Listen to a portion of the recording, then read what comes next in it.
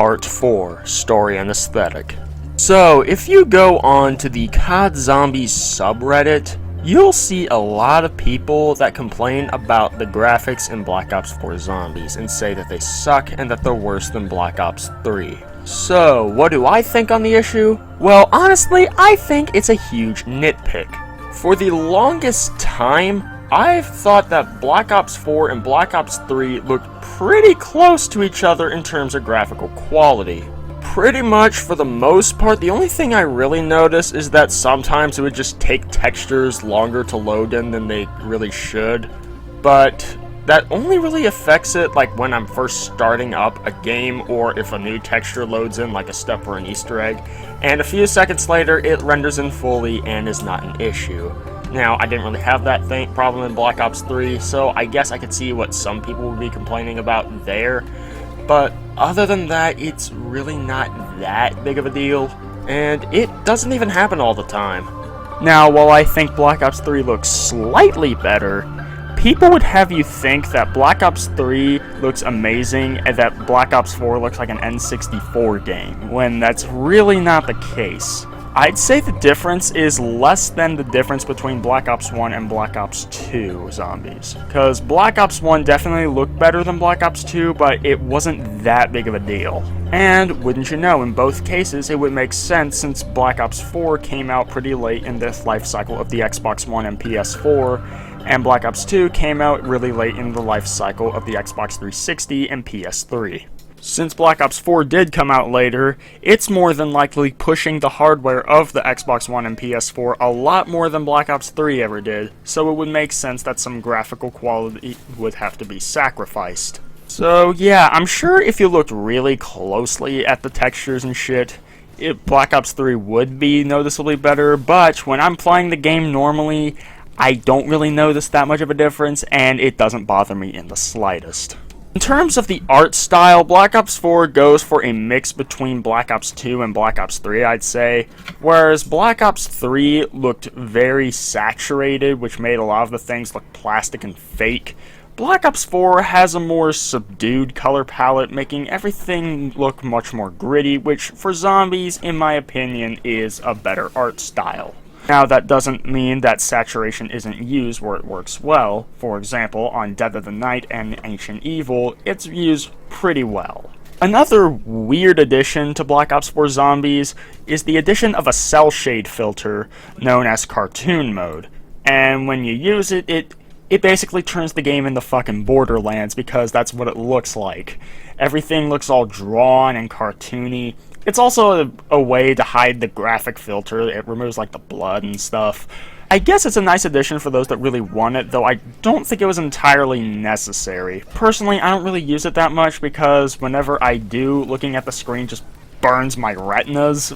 However, if this art style appeals to you, then you'll probably like it. The HUD is another common complaint I've seen, and holy crap, it's cluttered. Like, why do we need a picture of the gun? Why do we need the gigantic freaking health bar with the little thing around it? Why is some of the text small? Seriously, this HUD really could have been cleaned up. Like, the elixir wheel, I mean, yeah, it's kinda nice to see it, but I mean, did it really have to take up that big honkin' portion of the screen? Also, why wasn't like the specialist weapon meter like put in the middle of that like it was in Black Ops 3? Seriously, there was a lot of missed potential here. Oh yeah, and if you're playing 9, Ancient Evil, or Tog der Toten and you're doing a challenge, that's gonna be constantly on your screen as well. The round indicator is moved to the top left portion of the screen. Also, why are the perks so big? Why not just keep them small like they were in previous games? I don't understand it. So yeah, the HUD really is a big cluttered mess. Now, admittedly, when I'm playing solo, it's not horrible once I get used to it, but it just is so cluttered compared to Black Ops 1, 2, and 3, where it just is so clean. Also, the HUD in split screen, it's awful. It wasn't optimized at all. You can barely read a lot of the text. I've said all this in my gameplay video when I talked about split screen. I'm not going to reiterate myself here, but yeah. The HUD, not terrible once you get used to it, but still could be a lot better. I do think it is a bit of a nitpick, but it's a much more understandable one to me than the graphics. That's pretty much all I have to say in terms of the graphics and the art style, so let's move on to the story. Now, unlike all the previous games, Black Ops 4 has two stories. It has the Aether Story, which we've all known and loved since World at War, and there's the new Chaos Story. Now, I'm not a huge stickler for the stories in the zombies. I'm more of a gameplay-focused person, though I do keep up with it enough to know what's going on. So, yeah. But before I delve deep into the story, I need to address something that is a huge problem in Black Ops 4. And that is the split focus between the Chaos Story and the Aether Story. So, in previous games, it was just the Aether Story. Every map would focus on that. And in Black Ops 4, they added the Chaos Story, which I'd be fine with if they just focused on it. The problem is, half of the maps went to the Aether Story and the other half went to Chaos. And since there's 8 maps, you only got 4 and 4. In previous games, you'd have about 6 maps to flesh out the Aether Story even further. Now, you only have 4 maps for each story. So this is a problem because now you only have 4 maps to tie up all of the loose ends of the Aether Story and lead it to its natural conclusion, and you only have 4 Chaos maps to build the world of the Chaos Story, get us invested in the setting and the characters, and the problem with that is because it was so rushed, it basically left us on the biggest cliffhanger ending in a video game ever since Halo 2. The key word here is rushed. If there were more maps for each story, they would have turned out so much better. And supposedly, Treyarch was initially planning to have more maps for both. The thing is, what I understand is there were supposed to be multiple seasons for Black Ops 4 Zombies. You'd have the 4 launch maps, 2 Chaos, 2 Aether, and then the first season would all be Chaos story maps. And then there'd be a second season full of Aether story maps. The problem is, I think it was around May that we all learned that Activision had pulled Sledgehammer and Raven Software from making COD 2020 and threw Treyarch in charge of doing that. Since they now had to develop a whole new COD game, that means they couldn't develop nearly as much content for Black Ops 4 Zombies as they had initially hoped. So there was supposed to be 6 maps and 6 maps, but since 4 of them had to be cut since there wasn't going to be a second season of Black Ops 4 Zombies, instead we just got 4 and 4, and again, that went poorly. Let's take a look at the Aether Story first. Initially, it was pretty good. Blood of the Dead, even though it might have been a pretty dull map in terms of gameplay, the story of Blood of the Dead was actually pretty damn good, and that ending cutscene left me really emotional. Classified, on the other hand, didn't really focus that much on the story, but then again, they didn't have a main Easter egg, so what are you going to do about that? Apparently, they were going to go look for the elemental shards, which, from what I understand, were the original crystals for the original versions of the staffs from Origins. Apparently, post-Revelations, Richtofen is there in Blood of the Dead. How? I thought he was in the year 1200 to fight off Apothicans or some shit, and he already has the fire crystal. Okay. So then they head over to another universe where the Ultimus crew is at, and despite Classified apparently taking place between Shangri-La and Moon from the perspective of the Ultimus characters, the end cutscene takes place after Moon, despite the fact that the world has been blown up. Okay. Then they get taken to Camp Edward at Alpha Omega, and they go and get the Lightning Crystal. Or Elemental Shard, I suppose. Seeing the interactions between the Ultimus and Primus characters is actually pretty funny to see. So then they get the crystal, kill the Avogadro from Transit. Finally, that fucker's dead, I hated him. Then the Victus crew gets reawakened and is sent to where Call of the Dead was, but in like the 1940s, I think. And the events of Togger Toten take place. Meanwhile, Primus and Ultimus are busy partying. Apparently, we've forgotten all about the elemental shards and now need the Agarthan device. And so what they do is they help a hermit in the tower get it, who's actually Pablo Marinas from World at War. He was mentioned in World at War in Black Ops 1, and it's nice a callback to have him here. But then comes the ending to the Aether Story, the 10-year-long story. So they send the Agarthan device to Primus and Ultimus, And apparently Nikolai has killed everyone by poisoning them. Except for himself and Ultimus Richtofen, who's now a zombie for some reason. What the fuck? Then Primus Nikolai shoots Ultimus Richtofen, or Zombie Richtofen, or whatever. How many fucking Richtofens are there? It's like hard to keep track of them all without an encyclopedia at this point.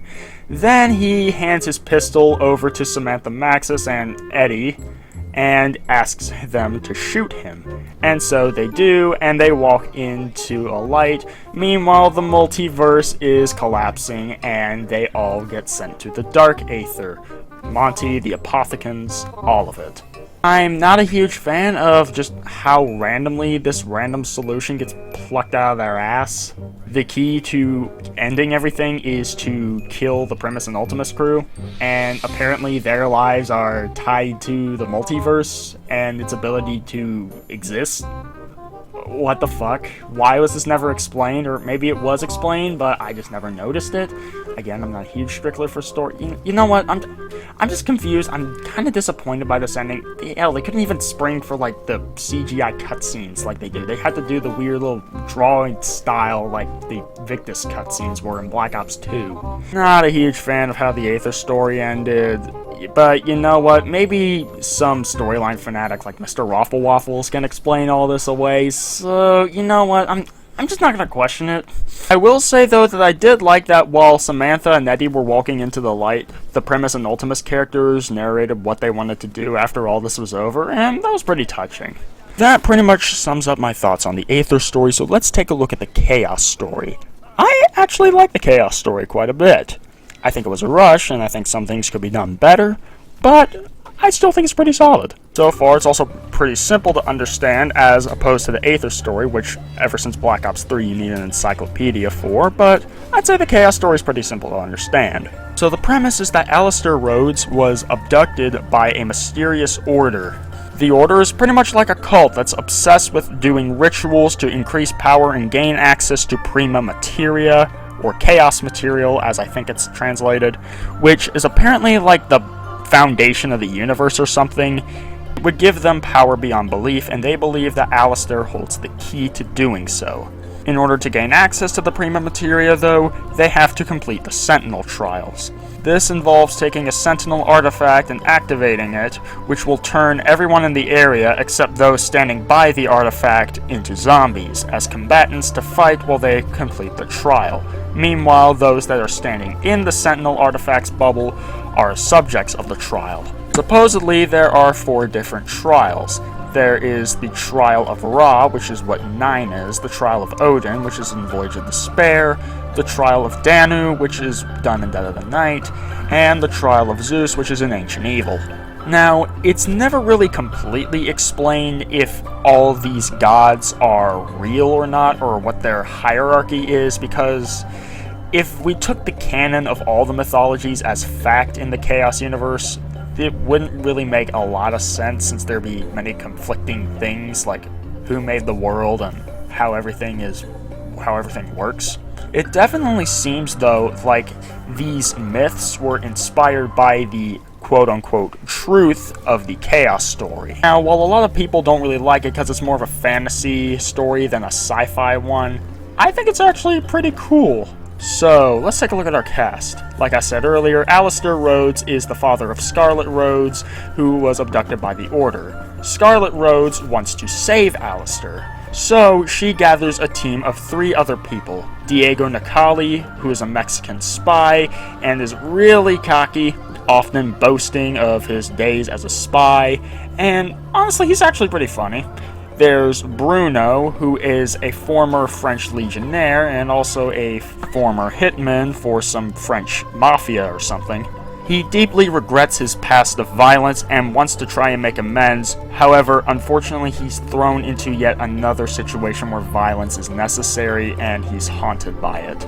Stanton Shaw is an alchemist who is hopped up on drugs. He does a mix of chemistry and alchemy, and he's the one that makes the elixirs that the Chaos crew uses. Honestly, he's kind of annoying, as he just doesn't want to shut up.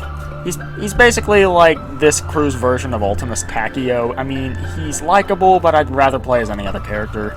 finally, we have the leader of the bunch, Scarlett Rhodes. She's looking for her dad, but it's not that she wants to make amends. In fact, she doesn't really care too much for her father, but the thing is, his abduction has led to a whole bunch of problems in her life, and since she wants those problems gone, she has to rescue him. She initially seems cool and level-headed, but the farther you go on, like, the more stressed she becomes. Like, you can honestly tell she's starting to break down in Ancient Evil when you pack a punch. Also, I object to the notion that these characters are bland and have no development. I just described their characters earlier, and they're much more deeper than any of the Aether Story characters were 3 maps in. Yes, I know the Chaos Story has 4 maps, but on Dead of the Night you don't play as the traditional Chaos crew. I'll get to that in a second. To those that complain that the Chaos crew doesn't have any more development, they sure have a hell of a lot more development than the Ultimus crew had by Keynote or Toten. At that point, all they were just walking stereotypes. That's not deep or developed at all. Now, don't get me wrong, it's funny and charming, but they're not really deep characters at the same time. Yes, I know they would get more depth as time goes on, but the thing is, in the Aether Story, it took quite a while. And the Aether Story has had 10 years to develop everything, its story, its characters, its setting, whereas so far, the Chaos Story has only had 4 maps. So, now that we got our characters introduced, let's go ahead and kick off the story with Voyage of Despair. Wait, I'm sorry. No, Dead of the Night. Yeah, here's one of the problems with the Chaos Story. It was told out of order. So, the order of events chronologically goes Dead of the Night, then Voyage of Despair, then 9, then finally Ancient Evil. But the problem is, the order of release is Voyage of Despair and 9, which were both on disc, then Dead of the Night, which is DLC 1, then finally Ancient Evil, which is DLC 2. Now, from a gameplay perspective, I do think that the way they released the maps is fine, because I don't think Dead of the Night would have been a better launch map than 9 was. However, from a story perspective, it would have made sense if Dead of the Night and Voyage of Despair were launch maps, and 9 was DLC 1. So, anyways, back to the plot. In Dead of the Night, how it starts is there is a party at the mansion of Aether Rhodes.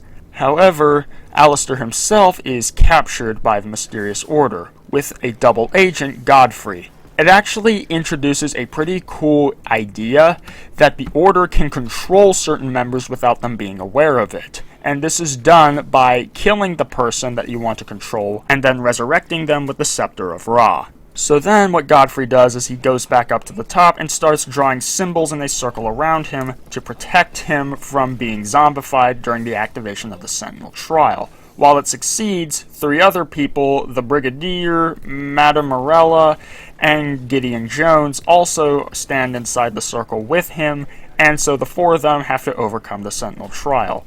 These 4 characters really aren't that memorable. I'm kind of glad they're just one-and-done characters, in my opinion. But yeah. So then they complete the trial of Danu. During this time, Godfrey is unaware that he's being controlled by the Order. However, after everything is all said and done, tragedy strikes when the Order takes control of Godfrey once again and has him kill the other 3 characters. He's all set to seize the artifact that would activate the Odin Trial, but he's stopped by Scarlett Rhodes, who shoots him and kills him. He bleeds out after informing them that the Order has kidnapped Aether Rhodes and that there's nothing she can do to stop them. Then she takes out a letter that apparently she already has from her dad, which tells her to seek out the other 3 characters in the Chaos crew because they owe Aether Rhodes a debt and would be willing to help her find Alistair. So then they go aboard the Titanic to steal the Sentinel artifact. However, one of the members of the Order who is guarding it activates the Sentinel Trial with all 5 of them in the bubble.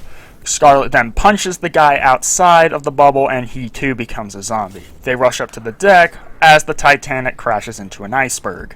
So then they have to complete the Odin Trial. After doing that, they escape in the lifeboat, and it's actually shown that once the Sentinel Trial is completed, all of the people who have been zombified will return to normal. Now, it's not quite explained if that includes the zombies that have been killed or not, because that would kind of suck for those people, but, well. Anyways, they are shown some symbols which Shaw recognizes as being in Greece. So they escape on a lifeboat to head to there, but it's also revealed that Bruno has a red dot on his forehead just like Godfrey had, meaning he's a member of the Order who's unaware of it. So anyways, they travel to Delphi, Greece. They speak to the Oracle at Delphi, who has them consume vapors to travel back in time to ancient Rome so that they can complete the Ra trial. They assume the lives of others, and in the hallucination, they complete the trial of Ra, which then gives them a code for a door that they need to open. However, the priest is infuriated that even though the Sentinel trial was completed, he can't access the Prima Materia because he's not worthy, the Chaos crew is. Infuriated, he has them all executed. And then they cut back to the cave where they consume the vapors, showing us that dying while hallucinating with the vapors doesn't actually kill them in the real world. They enter the code and enter Delphi, where a Sentinel trial is actually already in place, which is the one that Alistair had activated years before. There, they find the Oracle of Delphi chained to a chair, and they have to assist her, so they then go complete the Sentinel trial for Zeus. During this time, they are actually attacked by yet another group, Perseus and his army. His plan is to infiltrate Olympus, kill the gods, and usurp their power. Since it's been about 2,000 years since the Greek gods were actually worshipped, they've all been sleeping. So the Chaos crew gets to work on completing the trial, but during this, Stanton Shaw is killed by Bruno being controlled by the Order, and then Bruno resurrects Shaw with the Scepter of Ra, effectively recruiting Shaw as another double agent of the Order. With Scarlett and Diego not knowing about Shaw and Bruno being part of the Order, they continue to complete the Sentinel trial and open a portal to Olympus so they can go kill Perseus. They then take the key and free the Oracle, who then shows them the way to get Alistair. So Diego, Bruno, and Shaw all run off to go collect Alistair. Meanwhile, Scarlett stays with the Oracle because it appears that she is dying. But, plot twist, the Oracle isn't actually the Oracle at all, she's actually Medusa. She drops a hint that Scarlett may be something that not everybody realizes she is. I kind of take that to be that she's secretly a demigod, which would make sense since we hear a lot about Scarlett's father, but we never hear about her mother. Then she decides to suck the information about the world out of Scarlett's mouth so she has an idea of what to expect so she can complete her master plan of ruling the world. Yeah, there's so many fucking villains in the Chaos story. Meanwhile, Diego, Shaw, and Bruno head down the cave that the Oracle directed them to go get Alistair, but they quickly find Alistair as well as several members of the Order turned to stone. Diego quickly realizes who the Oracle really is, however, Shaw and Bruno do not follow him back to the Oracle, or Medusa, I should say, because they're being controlled by the Order to have them stay put. Meanwhile, Diego returns to Scarlett, only to find that Medusa sucked the information out of her mouth, and then he had to take cover. Oddly though, Medusa doesn't really try and do anything about Diego, like turn him to stone or anything. Instead, she opens a portal through the fire, presumably to the Library of Alexandria, and then she goes to complete her master plan of world domination. Meanwhile, Scarlett's either unconscious or dead. Shaw and Bruno are being controlled by the Order, which leaves Diego. Now, if it's likely that she's just unconscious, which probably means that if we ever do get a sequel to the Chaos story, that'll probably be Diego, Scarlett, and then 2 other characters. And that about sums up the plot of the Chaos story. Yeah, it ends really abruptly, and like I said earlier, it's the biggest cliffhanger ending since Halo 2. I don't really like the ending, and it did feel pretty rushed, but aside from that, it was actually pretty decent. I really hope that in Black Ops 5 they continue the Chaos story and leave the Aether story to rest, because honestly, Chaos is actually really good and really could be expanded upon. Whereas, I really think the Aether story, after 10 years, has gotten so convoluted, it needs to rest. I swear, I am gonna be so fucking pissed, though, if all of the people on Reddit complaining saying, "Herder, Chaos story bad," really gets the Chaos story cancelled, because I really would love to see it continue. So, as a whole, the Aether story in Black Ops 4 was a pretty disappointing ending to a 10-year-long story, whereas the Chaos story is actually pretty fresh and new and pretty good, actually. I would love to see it continue. Anyways, that about sums up my thoughts on the story and aesthetic, so I'm going to go ahead and end the video here. If you enjoyed the video, please sure to like and subscribe for more content. And also, I'll probably make one more video in this review series that will sum up my final thoughts on this game, and I'll give you my verdict. But yeah, that's it. Peace!